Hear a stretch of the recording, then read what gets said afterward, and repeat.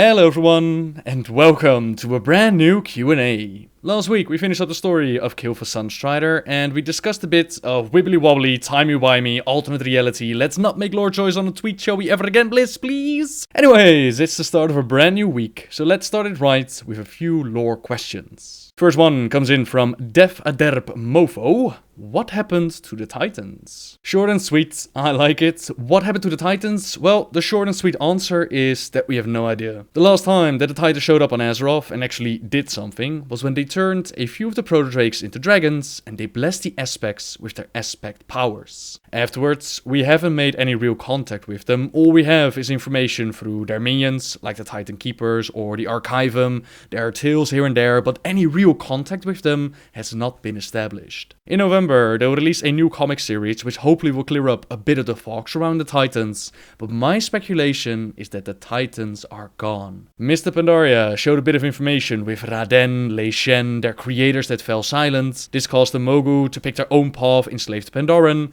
Rephion, he eats the heart of Lei Shen, the heart of the Thunder King, and as he does, he says the following. I see them. A million worlds, glittering in their perfection. But one above all others. Oh,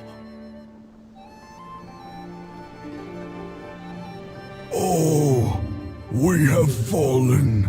We must rebuild the final Titan. Do not forget.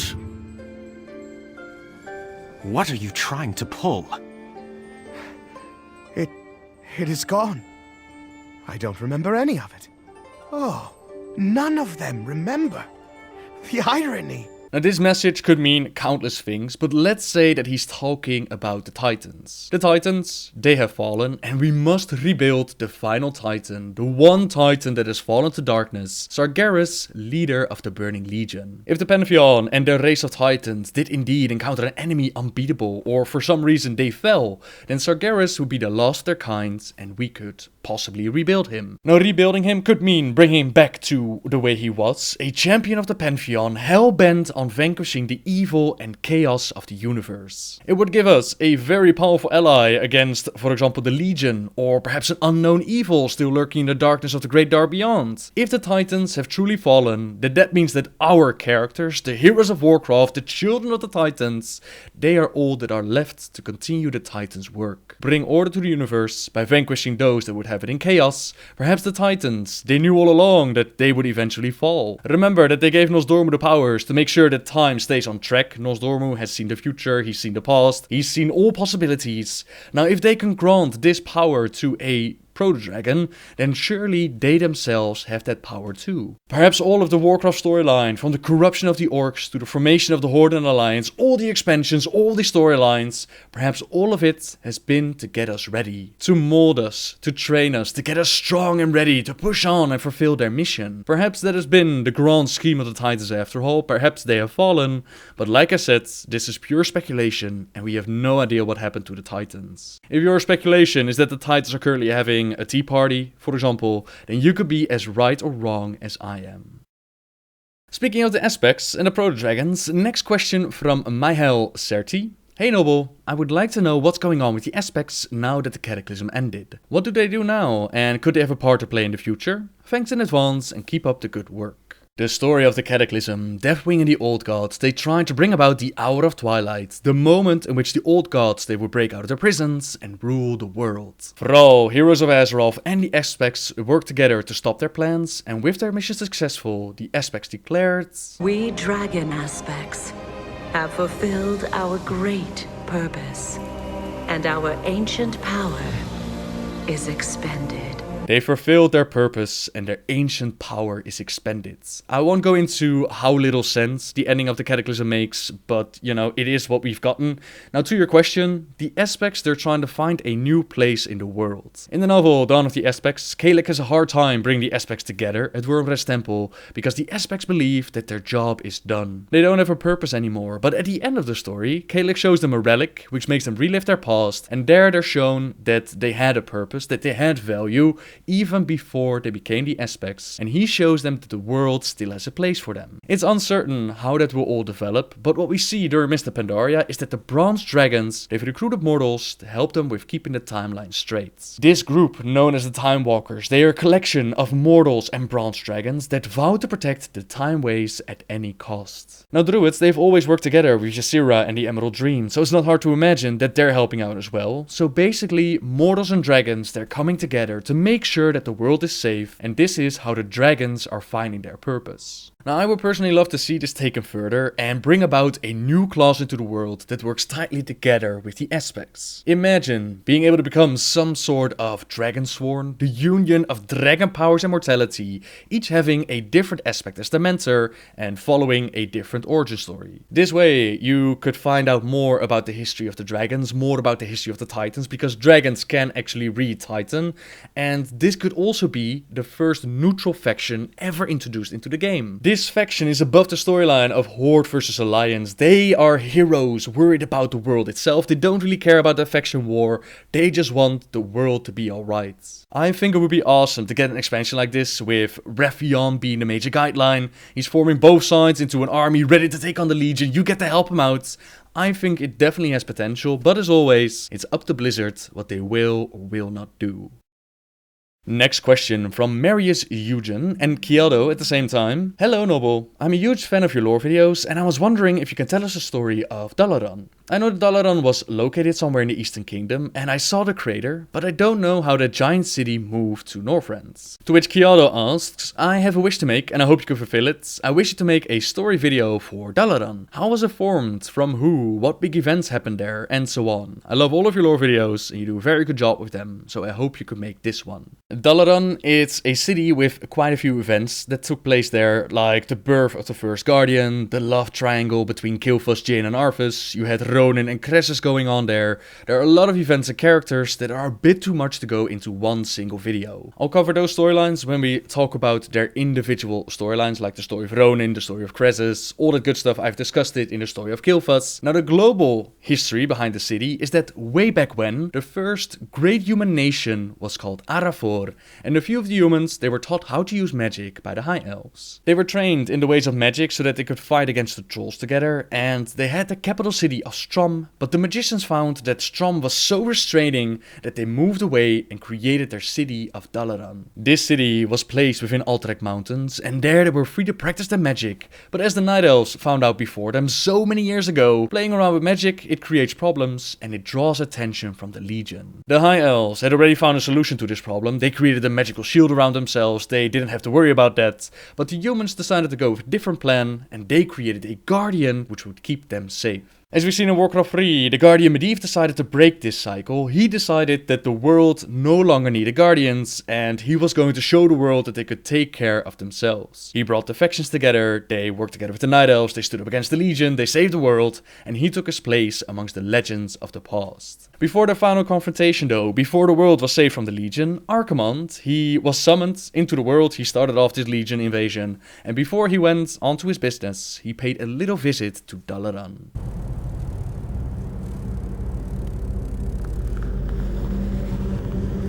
Agir, Udal, Nutarus.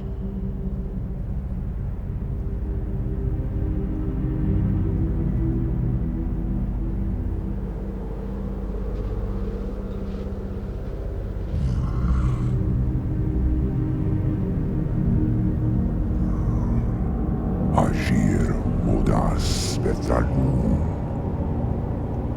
Dalentaro, Ildas, Glaku.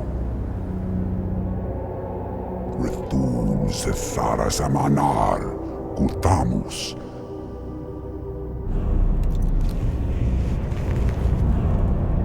Belar Sumaris, Azaratha, Rakas, Ilkula.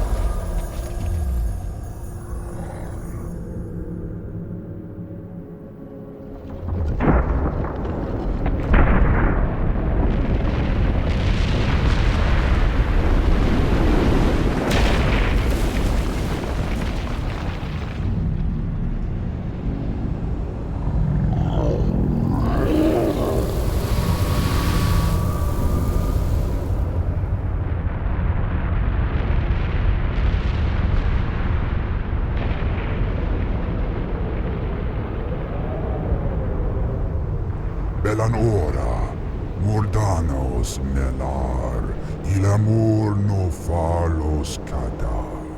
The magical city of Dalaran, it crumbled, and the Legion tried to conquer Azeroth, but like I mentioned, they saved the day, they blew up Archimonde, and the world was shown that they didn't need a guardian. So the battle of Mount Hydra was done, the mages that survived, they returned to their former home, to the ruins of Dalaran, and there they cleared out the area of any threats, undead and otherwise, and they placed a magical bubble around the area. With the bubble in place, they started working on rebuilding their city, and somewhere around Wrath the Lich King, they finished rebuilding, and they used their magic to lift the city into the sky, and they transported it to Northrend. There, in the cold heart of Northrend, it could be of aid in the battle against the Lich King, and the battle against the blue dragon aspect, Malygos. Malygos had woken up out of his insanity, and he realized that the world was abusing magic. He feared that this would once again draw the attention of the Legion, cause another war of the Ancients, and during the war of the Ancients, his blue dragon flight was nearly exterminated. He tried to pull back the ley lines, he tried to pull the magic out of the world, and this started the so-called Nexus War. We teamed up with the Kirin Tor and the Red Dragonflight, we went into the Nexus, and we took out Malygos, leaving the world free to use magic as they please. So that's how Dalaran was rebuilt after the destruction of Archimonde, that's how it was transported to Northrend, and now,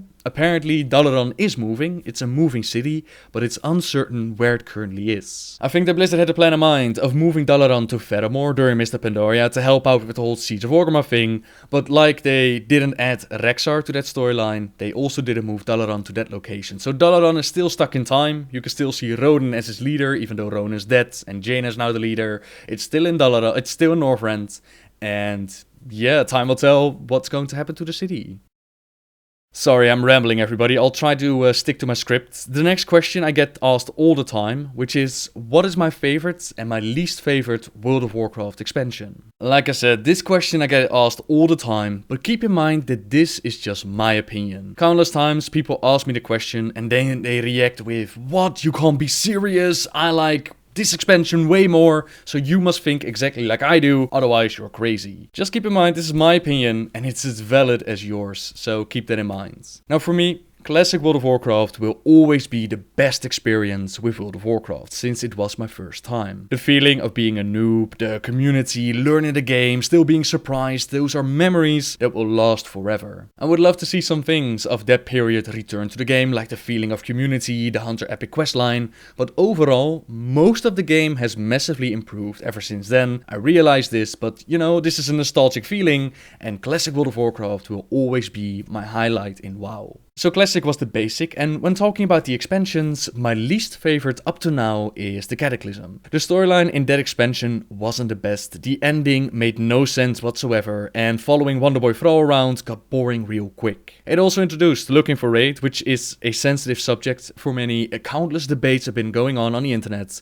but I feel like LFR has done more damage to the game than it did good. Of course, not everything was bad in the expansion, the best thing to come out of it is the old world revamp and transmogrification, but overall, for me, it left a bitter taste. Above the Cataclysm, I placed the Burning Crusade, and now many will be like, oh no, he didn't, but I did. I didn't enjoy the Burning Crusade as much as other people have. In fact, it was the first time that I took a major break from World of Warcraft. Way back when we received beta keys, and to me, Hellfire looked ugly. I didn't like the hunter changes, I didn't like that I was turning over my epics for green items, and all of that combined made me take a break. I returned later to try out the Shaman Draenei, which was fun for a bit, but in the end I was left with nothing to do except for logging in, I did my daily quest routes, and then I logged out again. I wasn't the only one doing this, nearly my entire guild was busy with that, and I've been told that raiding back then was the best thing ever during the Burning Crusade, but I couldn't be bothered with raiding anymore. I got my Kumbayayas out during the Classic, I didn't want to raid, and the rest of the game, it simply offered very little. Above the Burning Crusade, I placed Wrath of the Lich King, which was a fun expansion with an awesome storyline, actually done relatively well, compared to all the other stories that have been developed, and it was the expansion that got me interested in the lore. I remember clearly that Wrathgate cinematic, that I thought to myself like, oh, this is cool, I wonder what's going on here.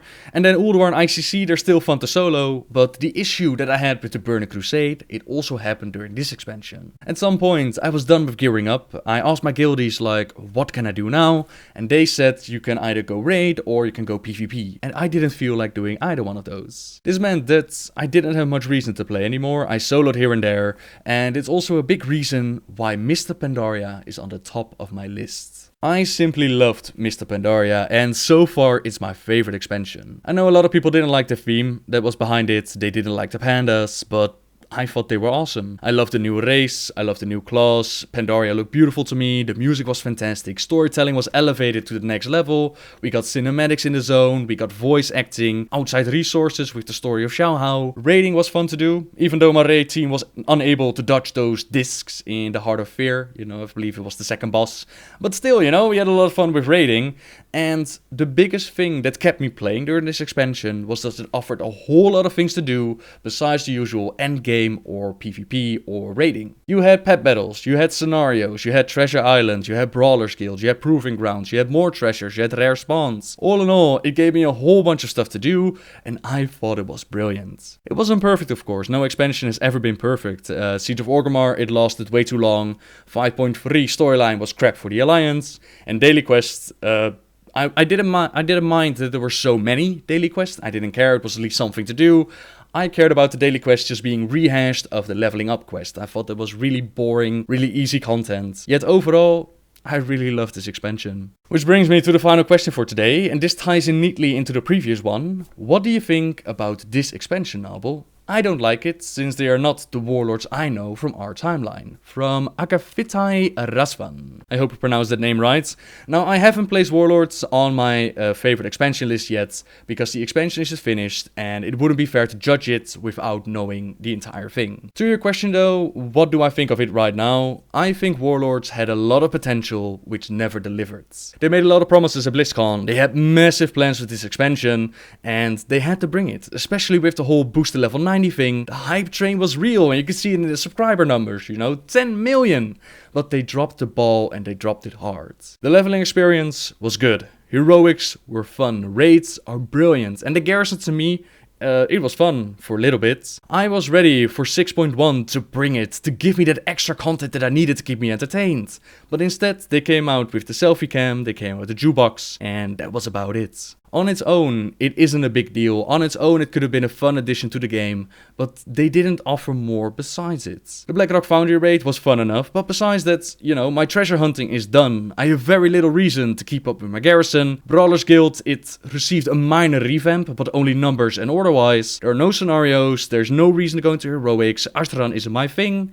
So all in all, I think, you know, there are minor things to do, but it's just not the content that I, and apparently many others, were looking for. To your question about the storyline, honestly, I feel very disconnected, uninterested in it. It feels like these warlords, like you said, they are not our warlords, they are an alternate reality, they are copies of it all, and overall, it doesn't seem to be attached to the major storyline. It feels like a little filler. It feels like they created this expansion to let people relive the so-called glory days and to get people ready for the Warcraft movie. The one connection that we had to our reality, to our storyline, was the invasion through the red portal, but that was taken care of with the launch patch, you know. From the moment that we stepped through the red portal, that we got into Draenor, that whole threat behind it was gone, and there was no real reason to fear for Azeroth anymore. They got the storyline up to where we are now, you know, I'm not going to spoil it, but there is a minor threat that we still need to stop. But we all know we're gonna win, we're gonna go home, and then the next expansion is gonna happen. How was Warlords of Draenor relevant? You know, I've seen some people jokingly say, like, I hope that at the end of the expansion, Thrall's gonna wake up and it was just a bad dream on some acid, and Warlords of Draenor never happened. The funny thing is, they could actually do that. They could make a character wake up and be like, oh man, I just had the weirdest dream ever. And, you know, you see Gammon lying in Orgrimmar, he just wakes up after the Siege of Orgrimmar and he's like, oh man, Gammon will save us, but first, this headache needs to go away, because this dream I just had, there were Gammons everywhere. It was incredible. I get that Blizzard was like, you know what would be really cool? If we could get these old heroes, these old orcs from olden days back into the storyline, and people can relive it, because they were awesome. But they forgot that these are not our orcs, you know, they are not our Ner'zhul, our Gul'dan, our Grommash. They are copies alternates. They are not part of the main storyline. And I think that's why I feel disconnected from it all and honestly not that interested. There have been little bits and pieces that I was like, oh yeah, this is really cool. Like the Ural scenario of the Ural cinematic was awesome. The cinematics as a whole were brilliant. Thrall versus Garrosh was kind of cool. The Arakoa addition and additional information was awesome. But overall, it just feels disconnected, to be honest. So right now, with Warlords of Draenor on my list, I would place it somewhere between the Cataclysm and the Burning Crusade. It really hasn't delivered, it really hasn't impressed me. But who knows, it might actually surprise me with the next patch. It might actually become better. Who knows, I'll save my final judgment for when it's done. That's where we're at right now. We'll see. For now though, I'm ending this Q&A since I've been rambling and not really keeping to my script. As you might have realized, that means that I've been going off the top of my head, and you start to ramble when you do that. Anyways, thank you all once again for sending in all your questions. If you have questions yourself, then you can always leave a comment down below, or you can send them in over at ask.fm, and I might use them in a future video. The list of questions I answered before can be found on DeviantArt, so if you're wondering, like, has he answered this question before, you can check out that list. DeviantArt, link is in the description. Maybe your answer that you're looking for is already there, and otherwise feel free to leave a comment on either Ask.fm or below this video. Thank you very much for watching everyone. Subscribe if you like my videos, and until next time guys, see ya!